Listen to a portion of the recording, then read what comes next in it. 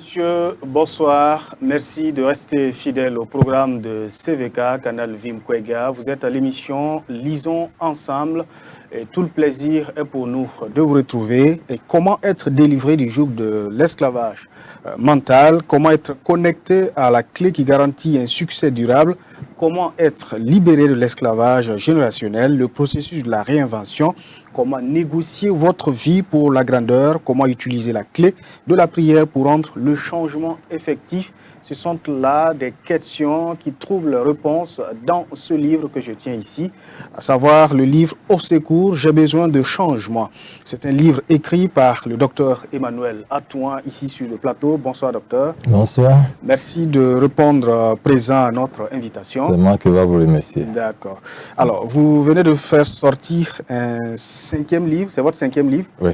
Voilà, qui est édité en français et en anglais. Oui. L'ouvrage a été dédicacé au mois de juillet 2020. Il est titré Au secours. Pourquoi vous avez choisi de donner ce titre à votre 5e ouvrage? Voilà, merci beaucoup pour cette opportunité. Quand vous voyez ça, au secours, j'ai besoin de changement. Parce que dans la vie, chaque personne a besoin de changement. Parce que la vie ne peut pas continuer de façon que ça a été avant. Il faut qu'on crie pour le changement. Et puis, il y a des étapes, il y a des choses à faire pour pouvoir réaliser ces changements-là. C'est pour cela que j'ai décidé d'écrire comme ça. Et puis, basé aussi sur le livre de Job, chapitre 14, verset 14, qui dit « Je vais attendre jusqu'à ce que mon changement va arriver. » Ok, d'accord. Alors, c'est un livre de 128 pages, hein, comme je le disais, édité en français et en anglais, et divisé en 6 chapitres. Voilà, 6 chapitres. On va attaquer premièrement le chapitre 1 qui parle de changer le scénario. Ici, vous parlez de quel scénario et comment doit se faire ce changement-là? Vous avez dans la vie même, c'est comme un théâtre. La vie même, c'est comme un théâtre. Et puis chaque théâtre, il y a des choses écrites. Il y a des scripts, il y a des choses qui sont écrites que les acteurs vont suivre dans la vie. Donc, cette chose est déjà écrite avant que nous, on est venus dans ce monde. C'est déjà écrit par Dieu. Comme un destin. Comme un destin. Okay. C'est qu'on devait réaliser dans ce monde. Mais c'était changé par le diable. Au moment au niveau du jardin d'Éden, les choses étaient changées là-bas. C'est pour ça que je dis, changer le scénario. C'est dans votre main de changer ce scénario parce que Jésus-Christ a déjà payé sur la croix. Mais ça là, c'est potentiellement parler. Mais vous-même, pratiquement par là, il faut que vous-même vous ouvriez, vous travaillez pour pouvoir réaliser ces changements-là. D'accord. Donc, si on comprend bien, Dieu a déjà tout planifié pour l'homme. C'est à l'homme maintenant de se mettre en action pour pouvoir rentrer dans cette destinée. Parce que ce n'est pas toute chose. Si vous ne faites pas quelque chose, vous ne pouvez pas réaliser des choses. C'est ça même que le défaut aujourd'hui de beaucoup de gens. Beaucoup de gens attendent que les choses vont tomber du ciel et puis il y aura les changements. Non, il y a des choses, il y a des actes à poser. Quelque part, vous voulez dire le travail, parce que dans un de vos documents, vous dites que le travail est le premier don de Dieu à l'homme. Oui. Parce que c'est le premier cadeau que Dieu a offert à l'homme, travailler le jardin. Oui. Et du coup, là, on doit travailler aussi pour pouvoir changer le scénario. Changer le scénario, parce que c'est très important. Quand Dieu a créé l'homme, les premières des choses qu'il a fait là, avant de donner une femme, il a donné le travail. Donc, mais aujourd'hui, les gens sont en train de renverser les choses et puis ça ne marche pas. D'accord. On ne va pas renverser les choses avec votre livre, mais vous parlez de réinvention au niveau du chapitre 2. On commence là à partir de la page 35. Réinventer quoi, selon vous? Non, ça, si on regarde les choses là, au niveau de quand on est né de nouveau, il y a des choses qui se passent. Par exemple, je vais vous donner une petite histoire. Si vous regardez, au moment qu'il y a un boxeur, on appelle Evander Holyfield, lui, il a fait les choses, à un certain temps, il a perdu les champions mondiaux. Parce qu'on a dit qu'il y a quelque chose, il ne se sent pas bien, il y a un problème cardiaque, il y a un problème de santé. Mais il est parti à l'église un jour, et puis il y a un pasteur qui lui dit qu'il sera le champion du monde encore.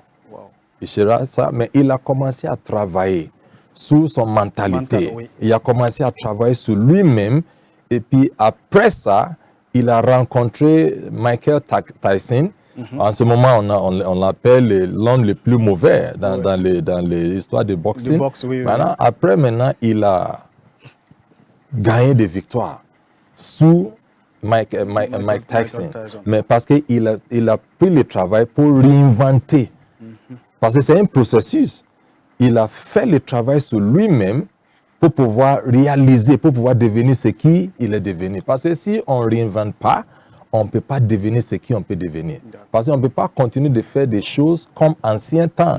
Les choses ont déjà changé, mais il faut que nous aussi on change. Il faut s'adapter, il faut changer la façon de voir les choses pour pouvoir évoluer et surtout travailler sur le mental. Oui, il faut activer votre mentalité. D'accord. C'est très important. Parce que tout se passe d'abord dans la tête avant d'être...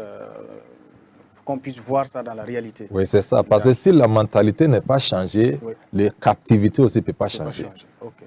Alors, docteur, à partir du chapitre 3, on est au niveau de la page 59. On ne va pas rentrer trop dans les détails, mais là, vous parlez de reconnaître les saisons. Voilà. Quelles sont les saisons que l'homme doit reconnaître pour pouvoir expérimenter le vrai changement dans sa destinée glorieuse? Oui, d'accord. Il faut savoir d'abord, la saison, là, c'est quoi? C'est important parce que la saison, c'est le temps qui est fixé. C'est le temps opportun, laquelle les choses vont commencer à être agréables. Mais pour atteindre les saisons agréables, ce n'est pas facile. Parce que vous allez traverser beaucoup de choses avant que vous arriviez aux saisons-là. Parce qu'il y a plusieurs saisons dans la vie. Il y a des moments, il y en a, il y a des moments, il n'y en a pas. Mais qu'est-ce qu'on peut faire pour avoir aujourd'hui et puis continuer d'avoir demain? C'est très important. Mais beaucoup de temps, les gens sont découragés parce qu'aujourd'hui, il n'y en a pas. Mais il n'y a pas le courage pour atteindre la saison. La plupart du temps, ça peut être une minute, ça peut être un mois, ça peut être 2 ans avant que la saison va arriver. Mais quelqu'un a déjà démissionné avant que la saison arrive. Ok, là, c'est pas bien. Non, c'est pas bien. Et vous parlez de l'impatience même. Oui, impatience, il y a beaucoup. C'est ça qui tue beaucoup de gens. Par exemple, il y avait un homme, il a trouvé un terrain là où il a trouvé de l'or, et puis il a fait sortir ça, il a gagné beaucoup d'argent, mais en temps, il a perdu les lignes. Alors, lui, maintenant, il a décidé de vendre le terrain. C'est lui qui l'a vendu, lui, il a fait quoi? Il a demandé aux experts pour venir faire des travaux sur le terrain. Et puis, ils ont vu qu'il est 3 mètres encore. De là où il y a l'or.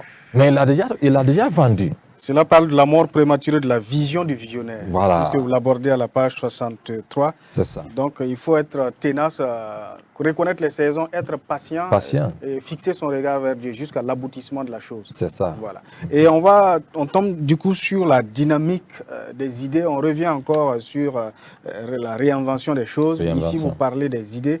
Quelles sont les idées que l'homme qui veut évoluer, qui veut impacter positivement son monde, devrait nourrir chaque jour et chaque moment? Mais vous savez, chaque jour, il y a des idées qui tombent. Mais les gens jouent avec ces idées. Parce que sans idées, vous ne pouvez pas avoir les changements. Alors que aussi, idées, quand on parle d'idées, là, c'est ça qui est à la base de toute fortune dans le monde. Les gens qui sont grands aujourd'hui, ils sont grands parce qu'ils ont eu des idées qui sont venues et puis ils sont saisis cette idée.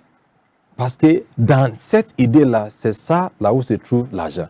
Par exemple, la Bible dit, Exode chapitre 16, verset 4, je pense, il dit, je vais faire tomber de pain à partir de ciel pour vous. Et puis vous allez sortir chaque jour et puis ramasser chaque jour. Mais est-ce qu'il y a une boulangerie au niveau des ciels? Il n'y en a pas. Ça veut dire, c'est une façon de dire, je vais te donner des idées. Quand vous avez cette idée, vous allez sortir, ça va vous permettre de sortir, aller dehors, créer quelque chose, et puis chaque jour, vous gagnez des choses qui vont faire que votre vie va changer. Alors qu'aujourd'hui, il y a plein des idées. Parce que si vous regardez, par exemple, beaucoup de gens qui sont en haut là-bas, qui amènent des changements dans nos mondes, c'est sur la base des idées. Des idées. C'est sur la base des idées. Et généralement, comment ces idées-là, c'est au moment de la méditation ou bien c'est n'importe quand des idées peuvent venir comme ça et vous gagnez ça? Non, la plupart du temps, par exemple, la Bible a dit dans Jérémie chapitre 33, verset 3, c'est « Invoque-moi et puis moi aussi, je vais te répondre. Et puis je vais te dire, montrer les choses cachées. Les choses cachées. Donc, dans la prière, on peut trouver ça. Le moment de méditation aussi, c'est très important. Mais le temps, les gens n'ont pas le temps. Aujourd'hui, les gens prient au moins 2 minutes et puis merci Seigneur, je sors, je reviens au nom de Jésus. Non, ça dépasse ça. Ça dépasse ça, oui. Les gens sont beaucoup impatients. Il faut prendre du temps dans la prière. Il faut prendre du temps. Il faut aussi sortir dans le terrain vide, aller s'asseoir, prendre du temps de méditation. Tout à fait. Il faut aussi jouer de musique et puis avoir des choses qui vont te inspirer. Mais les gens n'ont pas ce temps. Il y a plein de soucis qui a pris les dessus de beaucoup de choses. Ça, c'est pas bien. La tradition est bien faite pour parler du chapitre 5 de votre ouvrage, où vous parlez de changement par la prière. Oui. Là, vous mettez un accent particulier sur la prière. Voilà. D'autres même qui disent que la prière doit être la respiration du chrétien. Vous, quelle est l'utilité de cette prière-là pour le chrétien qui veut réussir? Oui, c'est important parce que là-bas, on a parlé un peu de la vie de Jabès. Parce que quand vous regardez le livre, là où se trouve l'histoire de Jabès, oui. Vous voyez, il y a plein de gens, ils sont mentionnés beaucoup de gens avant Jabès. Mais dès qu'ils sont arrivés chez lui, parce que lui, il a décidé d'avoir un changement dans sa vie. Parce que le fait qu'on vous a né pauvre, on vous a né pauvre, n'est pas dit que vous allez mourir pauvre. Parce que vous êtes là dans la vie pour changer des événements.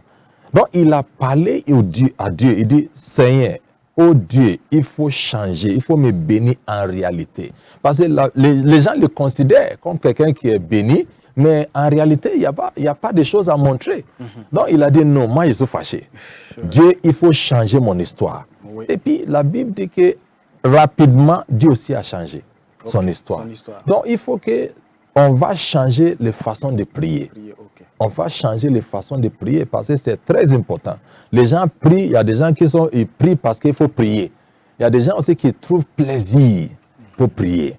Il y a des gens aussi qui voient que si ma vie va changer, il faut que je prie. Donc, alors, lisons un peu dans la page 99, vous dites, dans la vie, vous n'obtenez pas ce que vous méritez, mais ce que vous négociez. La négociation est un marché comportant des implications et des conséquences, et la transition est bien faite pour parler du chapitre 6, où vous parlez du pouvoir de la négociation. Oui. Négocier dans quel sens? Négocier quoi? Négocier avec qui? Non, parce que la vie, comme je dis, c'est pas ce qui c'est ce qui vous négociez. Ça veut dire quand vous avez le pouvoir pour négocier, c'est très important. Dans les marchés, dans votre carrière, partout aujourd'hui, il faut négocier. Alors que beaucoup de gens partent dans le terrain sans savoir les techniques de négociation. Même dans la prière, c'est la négociation. Parce que je voulais dire quelque chose. Quand vous regardez le problème de Anne, quand elle a prié, elle a fait quoi? C'était une négociation. Parce que quand vous regardez, lui, elle sait qu'il y avait un problème qui est là. Elle sait qu'il y a un besoin. Il n'y a plus un homme de Dieu qui peut faire le travail comme avant. Donc lui, elle a demandé, si tu me donnes un garçon, un enfant, mal, voilà ce que je vais faire. Je vais te donner. Parce que Dieu même, c'est un homme d'affaires. Donc il faut faire des vœux souvent. Il faut faire des vœux, mais connaître ce qu'il voulait faire. Parce qu'il sait qu'il y a un besoin. Dieu même a besoin de quelqu'un pour lui servir. Tout à fait. Donc, elle a fixé même le sexe de l'enfant avant que l'enfant est venu. C'est ça. Donc, c'est une négociation. Mais aujourd'hui, les gens partent au niveau de leur carrière même, ils n'ont même pas d'informations complètes. Et puis, ils viennent aller négocier. C'est pour cela que beaucoup de gens perdent les choses sur le terrain. Parce que la Bible même a dit, les enfants de ce monde, ils sont plus sages que les enfants des royaumes. C'est ça qui est le problème. Il y a une histoire très intéressante donc, que vous racontez, c'est-à-dire l'histoire des jeunes qui voulaient se marier. Voilà, revenez un peu sur l'histoire, ils voulaient un habit traditionnel. Oui, parce que dans cette ville qu'on est en train de parler là, il y a un vieux là-bas qui loue les habits de mariage et puis voilà ça. Maintenant, il y a un jeune qui est venu pour louer cet habit, mais il a trouvé que le monsieur est en train de manger. Donc, le monsieur l'a invité pour venir manger. Et puis lui-même, il a lavé sa main pour commencer à manger. Donc, il y a un autre jeune aussi qui est venu pour le même but. Mais quand lui, il est arrivé, il a dit, voilà ce que je suis venu faire. Et puis le monsieur dit que vous venez manger aussi, il l'a invité. Donc, le monsieur dit non, je n'ai pas venu pour manger, c'est pour prendre les habits. Okay. Donc, quand le monsieur a décidé de se mettre pour aller donner habits à ces jeunes-là, le premier qui est venu aussi a dit non, moi aussi je suis venu pour ça.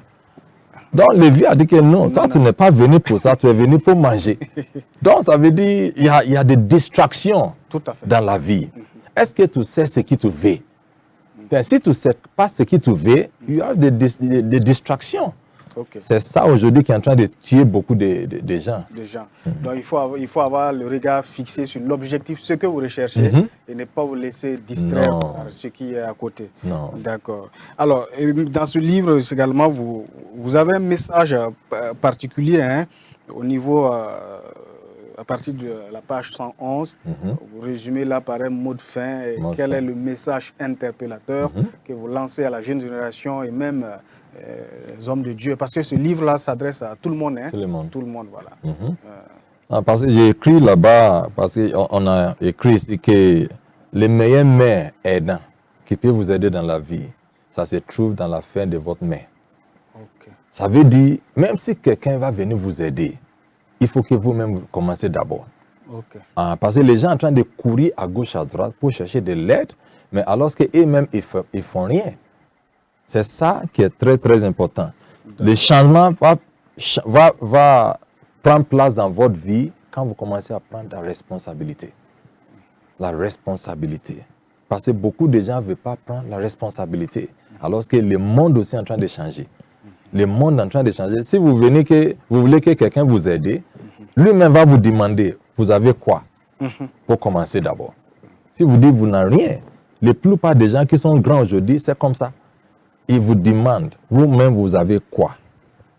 Comme ça, on va savoir, à partir de là, on peut aller maintenant pour vous trouver quelque chose. C'est comme Jésus qui a fait le miracle, il a demandé du pain et du poisson pour pouvoir multiplier pour multiplier pour les gens. Les gens ont pu manger. Donc, il faut vous inciter les gens ici à avoir un minimum. Oui, au moins un minimum. Avant de demander. Voilà. C'est très important. C'est très important. Et c'est une citation de John Mason que vous utilisez ici. La meilleure main aidante que vous trouverez est au bout de votre propre bras. Voilà. C'est-à-dire l'homme même doit être à mesure de venir en aide à lui-même d'abord, avant de prétendre demander quelque part. Voilà. C'est important. Et dans cette aide aussi, il y a un aspect de l'amour qui ressort. Parce qu'il faut aimer aussi pour pouvoir aider. C'est ça. Est-ce que vous n'encouragez pas aussi les gens à pouvoir tendre la main aussi pour aider d'autres? Oui, c'est important parce que normalement aussi beaucoup de gens ont besoin de l'aide. S'il n'y a pas amour, on ne peut pas aider. S'il n'y a pas amour, on ne peut pas aider. Parce que oui, on voit beaucoup de jeunes qui sont prêts pour faire beaucoup de choses, mais aussi quelque part, les gens, à cause d'une chose, eux aussi sont déjà aidés, beaucoup de gens, mais les gens aussi n'ont pas reconnaissance. Oui, l'ingratitude. L'ingratitude est là, parce que même Jésus a dit ça. Il a guéri 10 personnes. C'est un seul qui est venu pour dire merci. Et puis c'est lui-même qui est venu pour dire merci, c'est un étranger. Donc c'est ça aussi qui est le problème. Donc si beaucoup de gens aujourd'hui, beaucoup de gens n'ont pas un esprit de reconnaissance. C'est pour ça, et puis ça aussi, ça ferme de porte. Ça ferme de porte. Donc il faut aimer pour pouvoir aider, mais aussi si quelqu'un vous aide aussi, il faut aussi être reconnaissant. D'accord.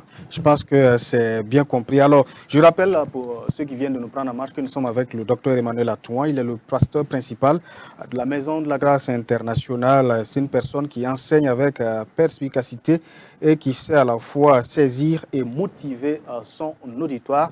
Alors, pasteur, on va citer les titres de quelques livres que vous avez avant de conclure cette émission, parce que ce n'est pas le seul livre.